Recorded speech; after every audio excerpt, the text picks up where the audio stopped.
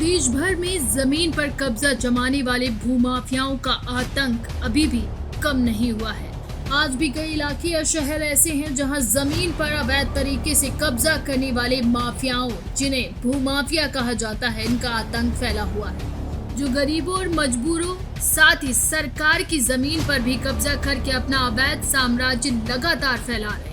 मौजूदा सरकार के सख्त लॉ एंड ऑर्डर कुछ हद तक ऐसे माफियाओं पर शिकंजा कसने में कामयाब भी हुए हैं, लेकिन अभी भी कई भूमाफियाओं पर नकेल कसना बाकी है।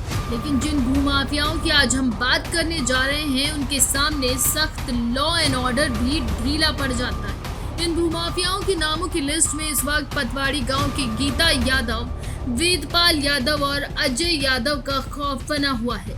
लोगों के बीच इनके खौफ का अंदाजा आप इस बात से लगा सकते हैं कि इनके खिलाफ शिकायत करने वालों की पुलिस के सामने जाकर बयान देने की हिम्मत तक नहीं होती।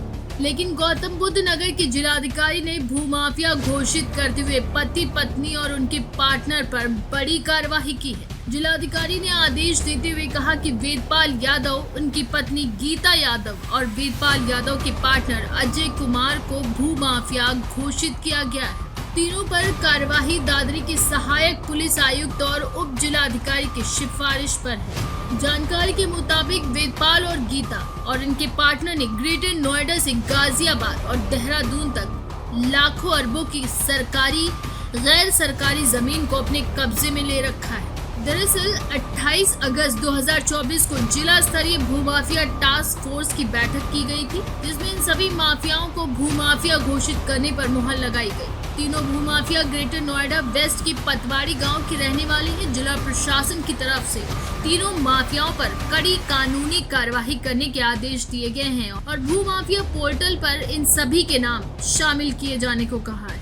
इनके काले कारनामों की लिस्ट में और भी कई चीजें शामिल है। तीनों भूमाफियाओं ने गाजियाबाद, देहरादून जैसे बड़े शहर और पतवाड़ी गांव में ही हिंडन नदी डूब क्षेत्र सिंचाई विभाग की जमीन पर कब्जा किया। पहले इस जमीन को सिंचाई विभाग को बेच दिया, उसके बाद इसी जमीन पर अवैध कॉलोनी का निर्माण भी करा लिया।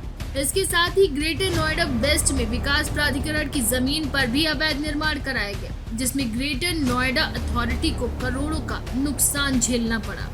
इसी तरह इन भूमाफियाओं की द्वारा न जाने कितनी ही जमीनों पर अवैध तरीके से कब्जा कर जमीन हड़पी जा चुकी है। इन भूमाफियाओं की वजह से सरकारी और गैर सरकारी संपत्तियों पर काफी नुकसान होता जा रहा है। गौतम बुद्ध नगर के जिलाधिकारी मनीष वर्मा के मुताबिक संपत्तियों पर अवैध तरीके से कब्जा करने वाले तीनों माफियाओं पर कड़ी कार्यवाही की जाएगी। इन पर जांच जारी है। तीनों को भूमाफिया घोषित किया गया है।